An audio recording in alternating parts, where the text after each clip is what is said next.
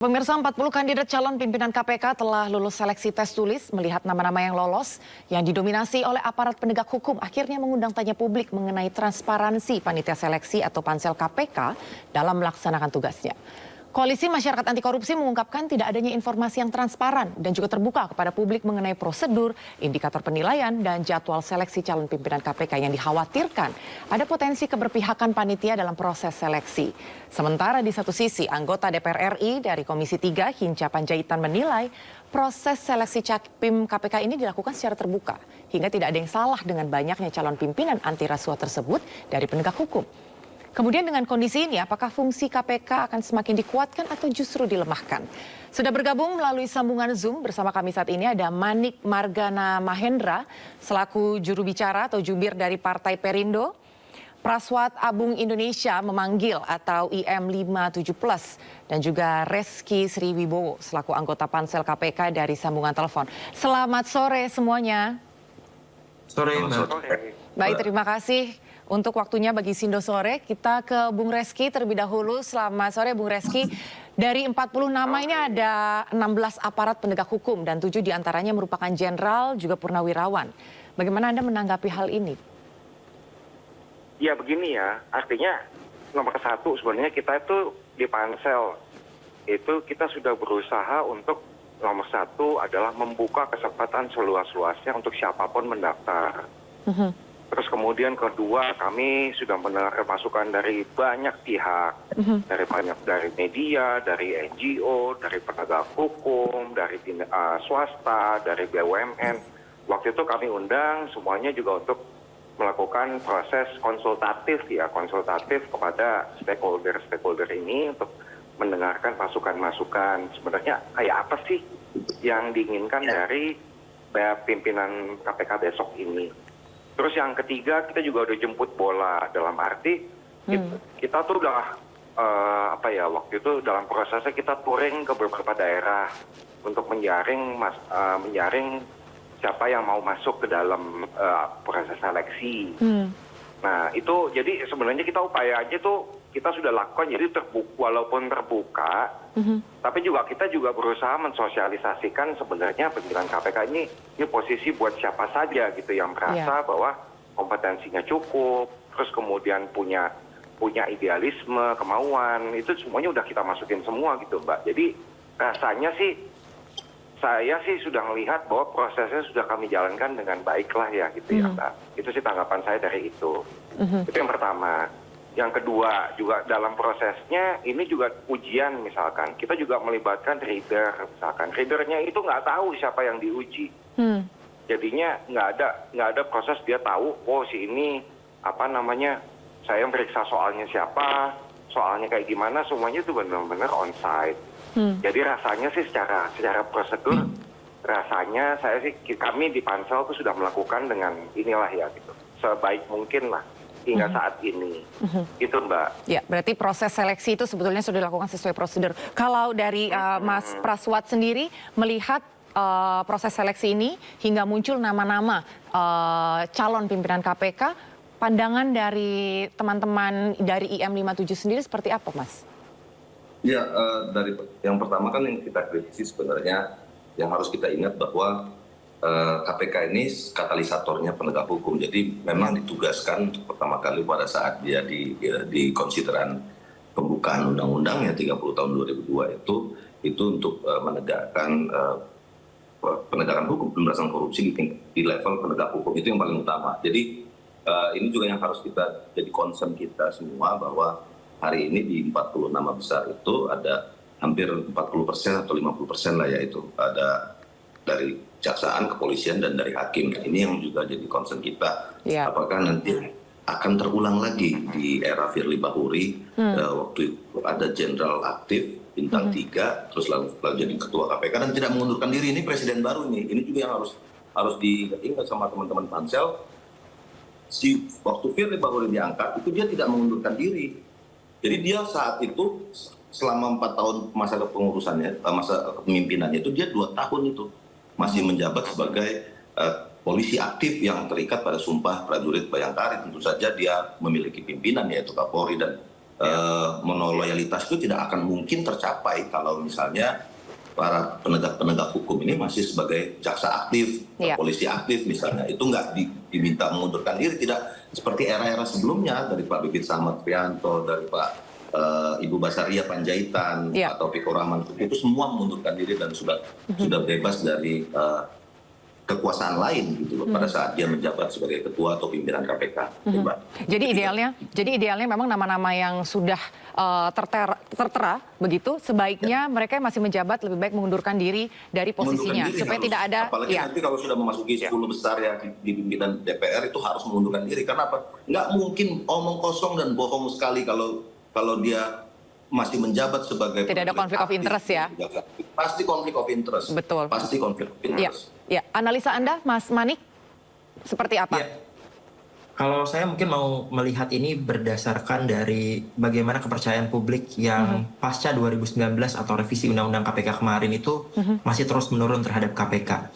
Artinya publik sendiri pun juga menilai bahwa mereka berharap KPK dapat menjadi lembaga independen yang kemudian tingkat independensinya ini bisa dipercaya oleh publik sehingga kasus-kasus korupsi itu bisa benar-benar ditindak secara baik dan juga komprehensif gitu.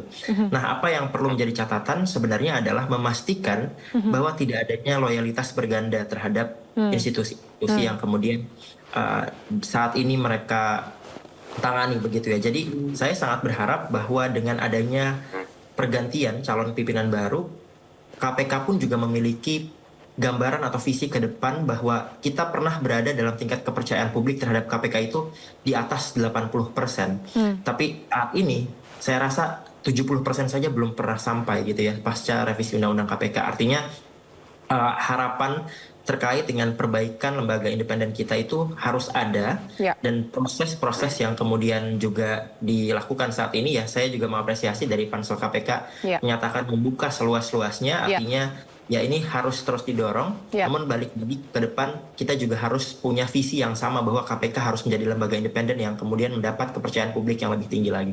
Ya, karena bagaimanapun seleksi Capim dan juga Dewan Pengawas ini memang dibuka selebar-lebarnya, jadi betul-betul terbuka untuk siapapun. Tapi bagaimana Mas Bung Reski, tadi Anda bisa menjawab keresahan publik begitu ya, bagaimana bisa memastikan bahwa calon-calon pimpinan ini tidak memiliki loyalitas ganda, tadi kalau katanya Mas Manik. Ya, ini juga sebenarnya bukan cuma concern dari dari Mas Baswat, dari Mas Manik gitu ya. It's everybody's concern ya. Jadi memang kita berusaha sebaik mungkin ya. Pada saat ini yang pasti bisa kami lakukan itu adalah memastikan bahwa prosesnya berjalan dengan baik, sesuai dengan prosedur dan sesuai dengan undang-undang. Nah itu yang kami coba lakukan semaksimal mungkin. Nah. Untuk menjawab loyalitas ganda sebenarnya ini juga satu hal ya, artinya memang nanti kita ini masih dari 40 ke 10 nih Mas. Betul. Nah 40 ke 10 tuh so many things will happen gitu. Nah terus itu juga salah satu hal yang kita catat sebagai masukan ya, bahwa memang loyalitas ganda ini itu coba kita lihat sebagai bagaimana setiap calon itu bisa menginterpretasikan bagaimana yang namanya independensi itu sebagai sesuatu yang yang menjadi concern lah ya dari besok pimpinan KPK itu ya sudah bisa merefleksikan itu dalam setiap tindakannya begitu Mas. Jadi masih ada prosesnya nih, masih ada proses sampai ke 10 ke depan. Nah, dalam arti itu memang concern kita catat dan itu nanti kita lihat ini ada proses kompetensi, terus kemudian ada proses interview. Nah, itu nanti bagian-bagian yang pasti akan kami akan kami klarifikasi ke setiap calon nanti gitu, Mas. Oke. Oke, berarti nantinya kita juga ingin tahu begitu, Bung Rizky, bahwa seperti apa indikator penilaian itu kan memang betul-betul bisa diberitakan secara terbuka kepada publik. Karena yang dikeluhkan adalah, ini nggak tahu nih bagaimana indikator penilaian sendiri dan bagaimana proses seleksi itu bisa dilakukan. Karena memang ada beberapa concern, begitu salah satunya mereka yang gagal untuk menekan korupsi tapi bisa lolos tes tertulis seperti itu. Dan kalau tadi kan concernnya... Iya.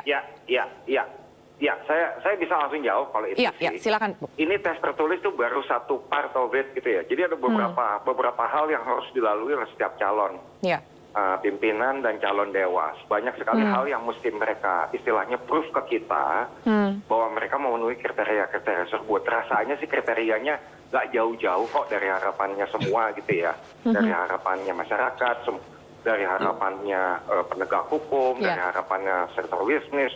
Rasanya sih nggak jauh-jauh kok gitu. Artinya kita semua juga punya concern yang sama terhadap indikatornya. Nah itu nanti indikatornya dalam proses lebih lanjut akan kita perdalam gitu, Mas. Oke, baik. Tadi Mas Praswat sempat menyampaikan supaya tidak ada terjadi konflik of interest, sebaiknya mengundurkan diri sebelum menjabat. Tapi tadi memang itu juga sudah menjadi concern dari teman-teman panitia seleksi KPK sendiri. Tapi yang ingin saya tanyakan ke Mas Praswat sendiri, apakah sebetulnya harus mengundurkan diri dari sekarang selama proses atau nanti? Karena kan proses seleksi ini masih ada tahapannya lagi ya. Dan masih ada 30 orang lagi nantinya akan tereliminasi hingga mencapai 10 calon pimpinan KPK ke depan. Menurut saya setidak-tidaknya pada saat pengiriman 10 sih Mbak ya, itu udah harus mengundurkan diri karena itu kan sudah masuk dalam proses politik ya di DPR. Tetapi juga selain soal isu loyalitas ganda dan monoloyalitas itu, ada juga yang paling juga jadi satu concern yang penting itu lulusnya Nurul Gufron di dalam 40 besar ini itu menjadi satu hal yang sangat kritikal buat teman-teman di koalisi masyarakat sipil. Karena apa? Karena Nurul Gufron harusnya sudah menghadapi putusan sidang kode etik yang kemudian diajukan petun dan lain-lain. Karena ingat ya Mbak, karena belum pernah terjadi dalam sejarah proses etik itu ditunkan sehingga harus berhenti. Karena etik itu beyond the law, di atas proses etik. Dan yang bersangkutan itu terjerat dugaan trading of influence dalam proses penegakan hukum yang dilakukan penyidikan di KPK yang dilakukan terhadap Syahrul Yassin Limpo karena ada pejabat atau staf pegawai di lingkungan kementerian tersebut yang kemudian dibantu oleh yang bersangkutan untuk pindah. Nah ini yang juga jadi satu concern kita semua. Dia juga melaporkan ke kepolisian atas pimpinan dewas yang sedang melaksanakan tugasnya di Bareskrim. Nah, itu juga sempat kita datang ke dewas, teman-teman dewas dan kita tanya dan dewas sudah mengeluarkan surat resmi kepada kita semua bahwa proses kode etik untuk Nurul Gufron sudah selesai dan siap diputuskan. Namun digugat Titun lalu dengan akrobatik hukum itu Tun mengeluarkan putusan agar berhenti dulu proses pemeriksaan etik dan ini belum pernah terjadi di KPK karena di KPK penegakan etik itu nomor 1. Kalau etik sudah nggak bisa berjalan, ya itu konsekuensinya. 90 orang di rutan itu melakukan korupsi, pemerasan, pimpinan KPK Firly Bahuri melakukan pemerasan, semua teman-teman penyidik juga melakukan pemerasan. Ini yang kita tahu 5 tahun di era terakhir ini, era Firly Bahuri dan Nurul Gufron, itu era terburuk di KPK berdasarkan Litbang Kompas maupun berdasarkan kasus di internal pegawai. Karena dulu saya adalah kepala advokasi pegawai, jadi advokatnya pegawai dulu Pak ini. Jadi kami dulu tahu persis bahwa di KPK tidak pernah seperti ini sampai sistemik korupsinya, sampai satu direktorat di rutan itu semuanya korup. Ini yang buat kita sangat concern sekali, Bapak. Iya, Bung Reski ada tanggapan? All concern are noted, artinya kita mencatat semuanya. Pada saat ini kami juga kan, makanya juga kita buka seluas-luasnya masukan dari masyarakat, tapi juga kita punya ini, make it the input itu also part of our system tuh gitu ya. Artinya input-input dari masyarakat ini juga terekam dengan baik. Nah kita punya aplikasi apel itu di mana masyarakat boleh mengadukan apapun ya di dalam situ. Nah jadi Mas Praswat juga kalau bisa masukin ke dalam itunya Mas ya, masukin ke dalam apel. Jadi itu memang kita punya recordnya, jadinya apapun yang menjadi concern dari masyarakat, we listen, kita mendengarkan. Oke. Meskipun sebenarnya kalau pendekatan pengaduan kan formil ya Bapak ya. Yang kita udah tahu kan itu semua se-Indonesia sudah tahu bahwa Nurul Gufron sedang menghadapi kode etik. Kenapa masih dilanjut begitu ya? Masuk di Syahrul Yassin Limpo.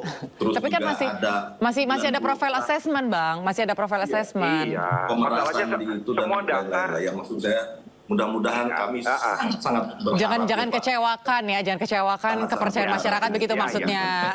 iya. Ya karena kalau Iya, masih tes iya. tertulis kan, memang masih tes tertulis. Kemudian pada akhirnya nanti ketika profile assessment di situ kita juga bisa melihat dan mengkritisi apakah betul-betul independen nggak nih gitu proses seleksi yang berjalan begitu kan. Mas Manik, sebetulnya ke depannya itu bisa dianalisa nggak sih oleh Mas Manik bahwa ke depan KPK betul-betul bisa bersikap independen dan juga imparsial ketika nantinya harus menangani perkara-perkara khususnya tuh nanti di instansi asalnya. Karena saat ini kan publik kita semua masih menilai apakah betul-betul bisa diberikan kepercayaan lagi kepada KPK.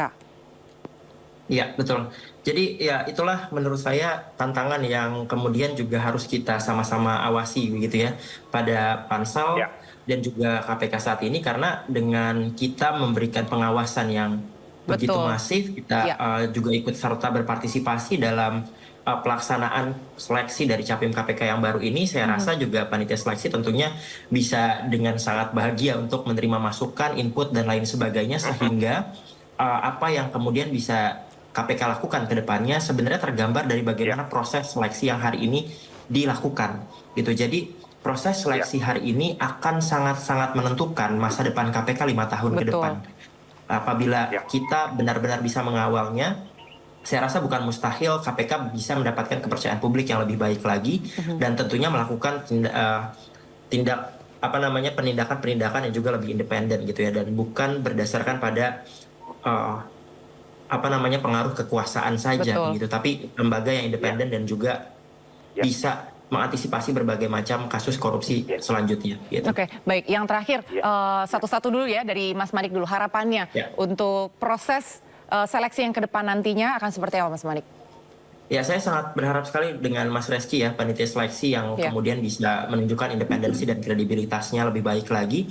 Karena kami sangat-sangat berharap adanya banyak perbaikan dalam KPK, termasuk diantaranya adalah melalui proses yang saat ini sedang dijalankan. Jadi selain dari panitianya, kemudian juga transparansi proses itu juga sangat penting bagi masyarakat, sehingga kita bisa menilai apa yang tadi disampaikan atau keluh kesahnya Mas Praswat tadi ya, menyebutkan beberapa nama yang seharusnya tidak dan lain sebagainya. Saya rasa dengan proses transparansi yang proses yang jelas, transparan dan juga transparan, kita bisa sama-sama memantau dan mengawasi proses-proses mulai dari wawancara mungkin atau lain sebagainya yang kemudian bisa memberikan kepercayaan kepada publik. Kemudian tadi kalau seandainya sudah ada mekanisme public control gitu ya, itu juga sangat baik kalau seandainya bisa terus disosialisasikan oleh KPK bahwa hal ini bisa dipantau oleh masyarakat dan masyarakat berhak untuk memberikan masukannya. Ini menurut saya adalah peluang yang harus dilakukan dengan sangat masif, karena saya rasa banyak sekali orang-orang yang peduli dengan KPK, banyak sekali orang-orang yang peduli dengan upaya anti rasuah di Indonesia begitu ya. Dan terakhir mungkin uji publik yang dilakukan harus baik pula dengan kriteria-kriteria penilaian yang juga jelas dan bisa dipantau dengan baik. Nah, dengan proses yang seperti itu saya yakin proses pelaksanaan kita mencari calon pimpinan KPK yang baru itu bisa benar-benar menggambarkan 5 tahun ke depan realita bagaimana anti rasuah itu akan dijalankan di Indonesia dengan sangat baik gitu ya. Jadi saya sangat berharap proses ini benar-benar bisa menggambarkan visi kita ke depan terkait dengan pemberantasan korupsi ya. Korupsi bagaimana betul ya, penanganan korupsi. Baik, kalau dari Mas Praswat harapannya Mas? Ya, Mbak, ini proses panjang, proses seleksi Capim KPK ini kan sebenarnya kulit aja Mbak ya. Isinya kan sebenarnya ada di hati nuraninya Pak Jokowi, ada di hati nuraninya teman-teman Pansel. Dan saya pikir nggak sulit lah untuk membedakan mana yang akan membawa KPK ke arah dia mengangkat dari keterpurukan ini atau malah semakin dalam. Itu yang membuat kita semua khawatir, karena apakah ini konsekuensinya ke anak cucu kita, bahkan depan rumah kita. Kita 5 tahun ke depan KPK semakin hilang, maka KPK Indonesia pasti akan semakin terjerumus dalam korupsi. Dan sudah kita tonton ya contoh nyata dari Pansel 2019 waktu kami di KPK saat itu saya sendiri yang mengantarkan langsung ke teman-teman pansel di 2019 di Sekretariat Negara data-data rekam jejak dan kasus-kasus terkait saudara Firly Bahuri dan kawan-kawan saat itu. Tapi tetap saja dipilih dan bahkan terpilih sebagai ketua. Ini yang juga kemudian pendekatan kita jangan sampai ini hanya mencari misalnya penyerapan aspirasi masyarakat dan lainnya, pendekatannya memenuhi prasyarat formil saja, jadi formalitas, aspirasi didengar secara formalitas. Tetap saja nantinya Pak Presiden Jokowi yang akan memimpin dan yang memilih, dan itu mudah-mudahan benar-benar dalam kondisi hati kita yang sama-sama jernih dan berpikir bahwa keselamatan Indonesia itu tergantung dari korup atau tidak korupnya bangsa ini. Baik. Ya, baik. Bung Reski, ini semua mata tertuju pada pansel KPK. Silakan, Bung Reski, tanggapannya. Sebetulnya sih semua optimis dan masih punya faith ya bahwa calon-calon pimpinan KPK ininya nanti tentunya mereka yang betul-betul jujur dan berhati nurani juga bersih. Silakan, Bung Reski, bagaimana Anda bisa memastikan kepada publik, kepada khalayak bahwa kami masih bisa percaya capim yang akan muncul nantinya adalah mereka yang betul-betul bisa menjalankan amanah itu? Ya, oke. Mungkin pertama-tama dari saya, izinkanlah kami bekerja sebaik mungkin. Dan ini sebenarnya pertanyaan yang buat diri saya sendiri juga gitu. Sebenarnya, bagaimana sih kita itu sebagai pansel itu bisa menjamin independensi, integritas? Ini sebenarnya pertanyaan filosofis ya. Gimana kita bekerja di dunia yang sangat dependen, tapi kita disuruh independen. Rasanya sih jawabannya cuma satu. Jawabannya adalah kita bekerja profesional. Sampai sekarang saya melihat dan kami juga di pansel ini juga bekerja seprofesional mungkin untuk menjamin bahwa proses berjalan sesuai dengan semestinya, dengan memasukkan segala input dari masyarakat sebagai indikator-indikator. Dan saya kembali lagi, kalau indikator-indikatornya nggak usah kita bahas, rasa indikatornya kita semua juga sama kok indikatornya gitu. Siapa sih independen lah, terus begitu juga profesional, punya kompeten gitu-gitu. Rasanya saya nggak perlu jelasin lagi lah gitu. Artinya semua punya indikator yang rasanya hampir mirip gitu. Nah itu pertama dari saya. Yang kedua, itu kami mencoba menjamin bahwa prosesnya itu kami jalankan dengan profesional. Hingga saat ini saya nggak dengar apapun, artinya ada tekanan atau apapun, saya ditelepon atau apapun, even kalau ada ditelepon saya nggak jawab. Kecuali telepon saya ya, Mas. Ini satu-satunya yang saya terima loh, bener. Saya nggak pernah mau sebenarnya. Siap, Bung Reski. Saya nggak pernah mau. Tapi ya udah deh, kali ini nggak apa-apa. Tapi artinya saya mencoba, saya juga independensi dari pansel juga saya hargai, juga pun independensi terhadap diri saya sendiri. Nah terus yang ketiga ya saya mohon doa aja bahwa semuanya berjalan lancar dengan semua yang kita inginkan lah, Mas. Betul. Kaswat, Mas Manik. Betul. Itu aja sih. Baik. Nothing we can do except we just make sure that everything itu semua berjalan sesuai prosedur lah. Itulah yang saya tekankan. Betul. Baik, terima kasih sekali Mas Reski. Ini tadi lumayan proses juga untuk membujuk Bung Reski ini bergabung bersama kami di sini, tapi dengan kehadirannya dan juga analisa dari Mas Manik dan juga kritik dari Bang Rashab sendiri, tentunya memang menjadi perhatian dari publik bahwa sekarang baik Mas Praswat, baik Mas Manik dan juga Bung Reski menyadari bahwa era digital ini semua sedang memantau, semua sangat terpantau dan semua berhak untuk berbicara dan mengkritisi. Kita nanti sama-sama menunggu bagaimana proses seleksi itu akan terus berjalan dan nantinya masih ada profile assessment. Kita juga akan melihat siapa yang akan sekiranya mengerucut nanti calon pimpinan KPK yang sekiranya bisa kita percaya untuk menjalankan amanah itu dan memberantas korupsi di Republik Indonesia. Terima kasih sekali untuk waktunya para narasumber, Mas Manik, Bung Reski dan juga Mas Rashab. Kita tunggu ya kalau masukan-masukannya. Iya.